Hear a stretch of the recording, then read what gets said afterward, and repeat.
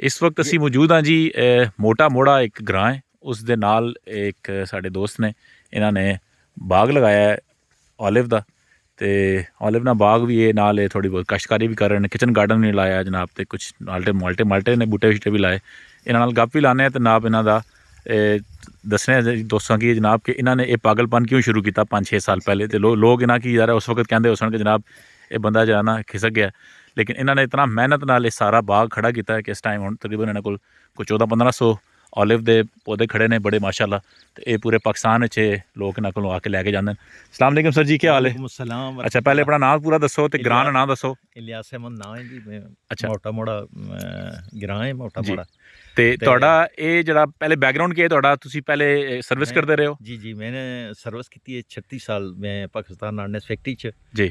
ਤੇ ਅਲਹਮਦੁਲਿਲਾ ਉਸ ਤੋਂ ਬਾਅਦ ਫਿਰ ਮੈਂ 2 ਸਾਲ ਰਹਿੰਦੇ ਸੀ ਵਲੰਟਰੀ ਰਿਟਾਇਰਮੈਂਟ ਲੈ ਕੇ। ਜੀ ਜੀ। ਤੇ ਮੈਂ ਫਿਰ ਇਹ ਕੰਮ ਦੁਬਾਰਾ ਇਹ ਆਲਰੇਡੀ ਚੱਲ ਰਿਹਾ ਸੀ। ਤੇ ਮੈਂ ਇਸ ਨੂੰ ਮਜ਼ੀਦ ਜੋ ਹੈ ਨਾ ਉਹ ਮਤਲਬ ਹੈ ਆ ਕੇ ਟਾਈਮ ਦਿੱਤਾ ਹੈ ਖੁਦ ਜ਼ਾਤੀ ਤੌਰ ਤੇ ਨਾ। ਔਰ ਅਲਹਮਦੁਲਿਲਾ ਉਸ ਤੋਂ ਬਾਅਦ ਜਿਹੜੇ ਨਾ ਪੌਦਿਆਂ ਦੀ ਗਰੋਥ ਵੀ ਬਹੁਤ ਅੱਛੀ ਹੋਈ ਹੈ ਜੀ। ਔਰ ਅਲਹਮਦੁਲਿਲਾ ਬਹੁਤ ਜ਼ਬਰਦਸਤ ਹੁਣ ਜਿਹੜੀ ਆਊਟਪੁੱਟ ਹੈ ਨਾ ਉਹ ਬਹੁਤ ਜ਼ਬਰਦਸਤ ਹੈ ਮਾਸ਼ਾਅੱਲਾ। ਕਿ ਸਾਡਾ ਮਤਲਬ ਟਨਾਂ ਦੇ ਹਿਸਾਬ ਹੁੰਦਾ ਹੈ, ਸਾਡੇ ਕੋਲ ਆਇਲ ਵੀ ਹੈ, ਫਲ ਵੀ ਹੈ ਜੀ ਜੀ। ਉਹ ਅਸੀਂ ਪੂਰੇ ਪਾਕਿਸਤਾਨ ਆਲ ਓਵਰ ਦਾ ਕੰਟਰੀ ਜਿਹੜਾ ਹੈ ਬਿਲਕੁਲ ਸਹੀ ਅਸੀਂ ਆਨਲਾਈਨ ਵੀ ਦਿੰਦੇ ਹਾਂ ਜੀ। ਔਰ ਦੂਸਰਾ ਇਹ ਕਿ ਸਾਡੇ ਕੋਲੋਂ ਇੱਥੋਂ ਵੀ ਲੈ ਕੇ ਜਾਂਦੇ ਨੇ ਖਰੀਦਾਰ ਇੱਥੋਂ ਬਾਗ। ਤੁਸੀਂ ਮੈਂ ਨਰਸਰੀ ਵੀ ਗ੍ਰਾਂ ਚ ਵੀ ਲਗਾਈ ਹੈ, ਜਿਹੜੇ ਪੌਦੇ ਵੀ ਲੋਕਾਂ ਕੀ ਦੇਣੇ ਹੋ? ਬਿਲਕੁਲ ਮਾਸ਼ਾਅੱਲਾ। ਇਹ ਚੂੰਕਿ ਸਾਡੀ ਫੀਲਡ ਹੈ ਨਾ ਤਾਂ ਅਸਾਂ ਇਸ ਦਫਾ ਇਹ ਕਿ ਪੌਦੇ ਵੀ ਰੱਖ ਲਈਏ, ਕਿਉਂਕਿ ਸਾਰੇ ਲੋਕ ਆ ਕੇ ਮਸ਼ਵਰਾ ਕਰਨੇ ਨੇ, ਹਾਂ ਜੀ ਤੁਸੀਂ ਸਾਨੂੰ ਵੀ ਦੱਸੋ, ਅਸਾਂ ਵੀ ਲਾਣਾ। ਅਸਾਂ ਆਖਿਆ ਜੀ ਫਿਰ ਇੱਕ ਪੌਦਾ, ਇਹ ਤੁਸੀਂ ਆਪਣੀ ਖਾਦ ਵੀ ਤਿਆਰ ਕਰ ਰਹੇ ਹੋ? ਜੀ, ਅਸਾਂ ਇਹ ਆਰਗੇਨਿਕ ਵੀ ਤਿਆਰ ਕੀਤੀ ਹੈ, ਉੱਥੇ ਆਰਗੇਨਿਕ ਹੈ ਉੱਥੇ ਥੋੜਾ ਮੈਂ ਕਿਚਨ ਗਾਰਡਨ ਵੀ ਦੇਖਿਆ ਜੀ। ਬੱਚੇ ਤੁਸੀਂ ਖਾਦ ਜਿਹੜਾ ਲਗਾ ਰਹੇ ਹੋ ਨਾ, ਇਸ ਨੂੰ ਤੁਸੀਂ ਅਗਰ ਢੱਕ ਕੇ ਰੱਖੋਗੇ ਨਾ ਸ਼ਾਪਰ ਉੱਤੋਂ ਤਾਂ ਜ਼ਿਆਦਾ ਅੱਛੇ ਤਰੀਕੇ ਨਾਲ ਤੁਹਾਡਾ ਉਹ ਤਿਆਰ ਹੋਏਗਾ। ਇਸ ਸਾਈਡ ਤੇ ਇਹਨਾਂ ਨੇ ਜਨਾਬ ਬੜਾ ਖੂਬਸੂਰਤ ਜਿਹਾ ਇਹਨਾਂ ਨੇ ਨਰਸਰੀ ਵੀ ਬਣਾਈ ਹੈ, ਪੌਦੇ ਉੱਧਰ ਰੱਖੇ ਨੇ, ਲੋਕਾਂ ਨੂੰ ਗ੍ਰਾਂ ਦੇ ਲੋਕਾਂ ਨੂੰ ਵੀ ਇਹ ਪੌਦੇ ਦਿੰਦੇ ਨੇ, ਜਿਹੜੇ ਵੀ ਲੋਕ ਜਿਨ੍ਹਾਂ ਨੂੰ ਰਹਿਨੁਮਾਈ ਚਾਹੀਦੀ ਹੁੰਦੀ ਹੈ ਇੱਥੋਂ ਆ ਕੇ ਲੈ ਕੇ ਜਾਂਦੇ ਨੇ। ਇਹ ਚਕਬੇਲੀ ਤੋਂ ਰਣੋਤਰਾ ਅਗਰ ਬੜੋ, ਰਣੋਤਰਾ ਤੋਂ ਅੱਗੇ ਆ ਕੇ ਇਹ ਮੋਟਾ ਮੋੜਾ ਜਿਹੜਾ ਜਗ੍ਹਾ ਦਾ ਨਾਂ ਹੈ, ਰਣੋਤਰਾ ਤੋਂ ਤਕਰੀਬਨ 8-9 ਕਿਲੋਮੀਟਰ ਜੀ। ਇਹ ਦੇਖੋ ਜੀ, ਇਹਨਾਂ ਨੇ ਸੋਹਣੀ ਜੀ ਆਪਣਾ ਕਿਚਨ ਗਾਰਡਨ ਵੀ ਲਗਾਇਆ ਇੱਥੇ, ਤੇ ਆਪਣੇ ਸਬਜ਼ੀਆਂ ਵੀ ਘਰ ਦੀ ਉਗਾਉਂਦੇ ਨੇ ਇੱਥੇ ਜੀ। ਤੇ ਇਹ ਸਾਰਾ ਜਨਾਬ ਖੂਬਸੂਰਤ ਇਸ ਸਾਈਡ ਤੇ ਵੀ ਸਬਜ਼ੀਆਂ ਲਗਾਈਆਂ ਨੇ। ਬਾਕੀ ਇਹ ਨਮਾਇਸ਼ੀ ਪੌਦੇ ਨੇ ਸਾਡੇ ਕੋਲ, ਅੰਜੀਰ ਵੀ ਹੈ ਜੀ, ਅਮਰੂਦ ਆ ਗਿਆ ਤੁਹਾਡੇ ਕੋਲ, ਬਹੁਤ ਸਾਰੇ ਨੇ।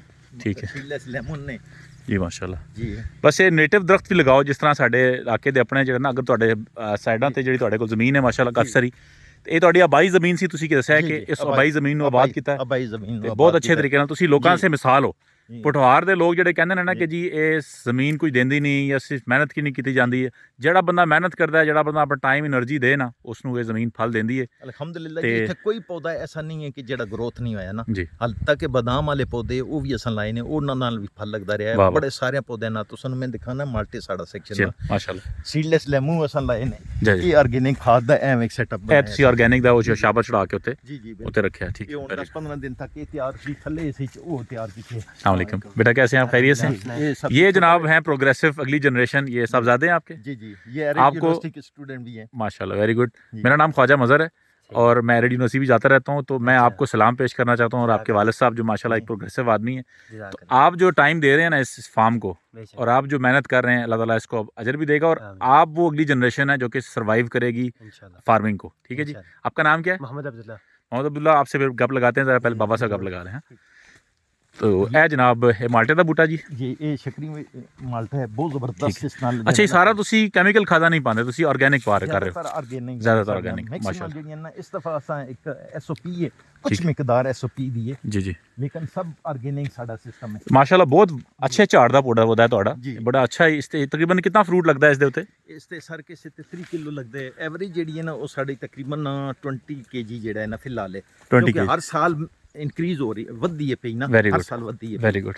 ਇਹ ਸਾਡਾ ਜਨਾਬ ਸਾਰੇ ਐ ਨੇ, ਇਹ ਤੁਸੀਂ ਦੇਖੋ ਕਿ ਮਾਲਟਾ ਹੈ ਜੀ। ਇਹ ਫਿਲਹਾਲ ਜਿਹੜਾ ਹੈ ਨਾ ਅਸੀਂ ਤੁਹਾਨੂੰ ਲੈਮਨ ਦੇਣੇ ਵੀ ਨਹੀਂ ਹੈ, ਇਹ ਦੂਸਰੇ ਨੇ ਦੂਸਰੇ ਸੀਡਲੈਸ ਨਾ ਜੀ ਜੀ ਲਾਈਨ ਨੇ ਨਾ ਜੀ ਜੀ ਲਾਈਨ जी जी, वाह जी, क्या बात है, बहुत अच्छे सर।